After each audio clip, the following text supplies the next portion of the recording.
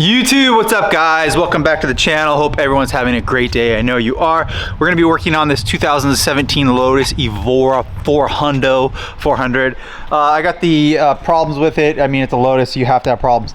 So I'm gonna show you guys today a nice cool video on how to fix the little squiggly light, which is the issues with the brake pedal sensor. There should be a couple of these already. I've actually seen 2 of these videos, but mine's gonna be cooler. Why? Because I'm in it. We're gonna be installing a little pedal switch. I'm gonna show you guys how to remove it and fix it and install it. You'll see from my very first clip, I had the car running with it on. I'd taken the car for a drive and it did come on. It's intermittent, meaning it wants to work and sometimes it doesn't work. What is this issue? You don't have cruise control and it'll go into limp mode.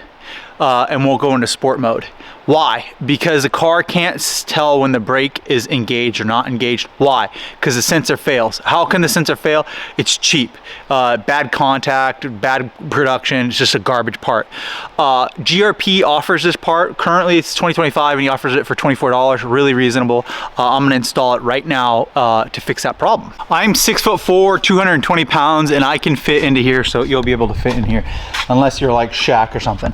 But you're gonna get on your back and you're gonna come up here and we're gonna release it. Let me do that now.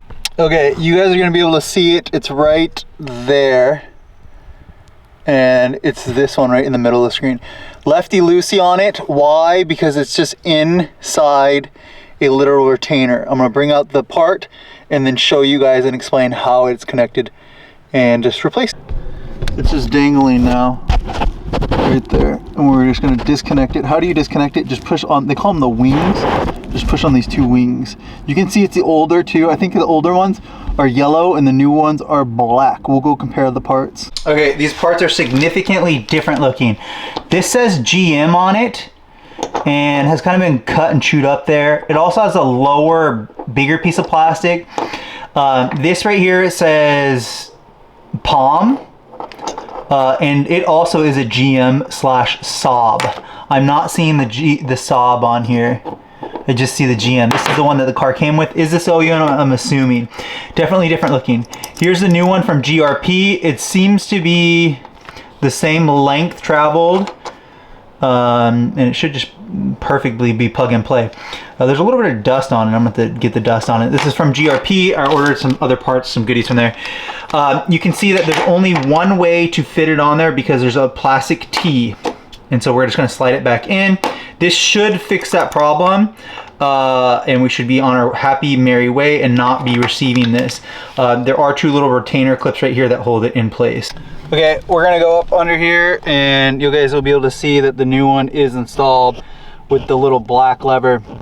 I will say it was a little bit more difficult because it was a little bit tighter, and so I had to push down to have it sit flush against that bracket, and then I did use a open-ended crescent wrench to turn it righty-tighty.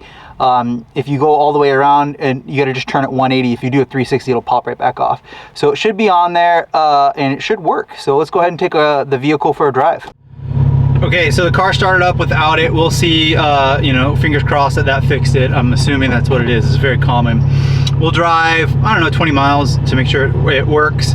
I have the airbag because I hit the line underneath the passenger seat. I shouldn't have done that. And then now I have the TPMS. Why do I have the TPMS? Because 3 out of the 4 register, but the new OEM wheel front right, that TPMS does not doesn't work. And so what I'll have to do is probably switch one for the my gold wheel TPMS, and so I'll get rid of that light. And then obviously the e-brake and the seatbelt light will go away. But when I did buy the car, there was no lights. I've just made all these lights. Okay, the sport mode is on, so that's good. What I found is it'll kick itself off. It'll turn it off and turn that light on. So we'll see. About 20 miles is what I'm gonna drive, but the sport light is on. Let's also see the cruise control light does work. So quick little fix here. This is, you know, what my channel's all about, is these nice little how-tos. I got a bazillion of them. Let's just hope it keeps on working. If not, we can always use a code scanner to see, but currently I think that's the fix. And so if you're having that light issue at the beginning of the video, purchase this from Greg's Racing Parts. You don't need to go anywhere else. Just go to Greg.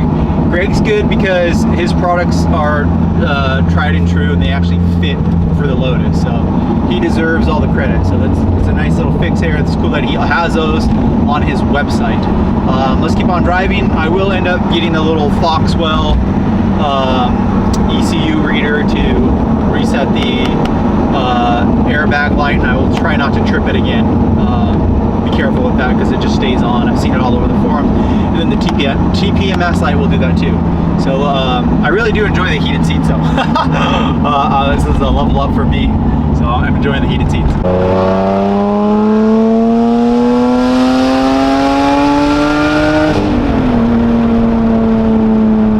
I don't know if this car is tuned, but it has a huge power dip on it, like at 4,500 to 5,500, and then 5,000 to 7,000 is insane. It feels like 450, but below that it feels like there's a massive dip in power.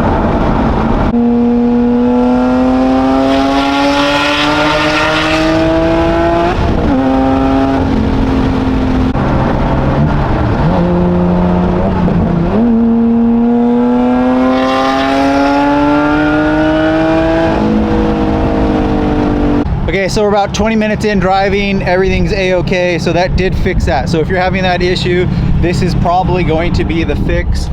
The light is not on, just the airbag and the TPMS. So we're all good. If you're having the issue, definitely purchase a $25, $24 part from Greg's Racing's Parts. You don't need to go anywhere else. Greg has done his homework and shipped it out to me really quick too via FedEx. So if you're having that issue where no cruise control, no sport, or limp mode, you're probably going to want that. Why? Because they use a cheap part that just wears out and breaks. It's just life. I'm still loving these OEM clean wheels. Very, very good. Still not my biggest fan of the exhaust. I'm trying to figure out what I'm going to do with this exhaust. It does have BOE headers. Everyone knows it adds more horsepower, and everyone wanted BOE headers. Very, very loud. Cool, but really, really loud. So let's go do a couple more rips and then I'll wrap up the video. Okay, just like that, problem is fixed. No more problems. So that's how you're gonna do it. If you need help, comment down below. I always look at the comments, I'll help you. The little inserts on the side, they call them wing flaps. You just push on them with your fingers. You don't need a flat head. You're strong enough. And they'll come right out, put it back in, and you're good to go. Again, I think that the difference is the old one, it has the white plunger little thingy, and the new one has the black one from GRP is the new one. So if you are worried about it, look underneath your car, stick your head up underneath there and say, I got the white one, might as well buy the GRP one, throw it in your glove box in case it goes out. Why? I had this intermittent and I just drove this car 2,000 miles. The car had 12,000 miles when I got it, or like 13,000, 12, 13, and now it's at 15,000. I had to drive so many of those miles without cruise control.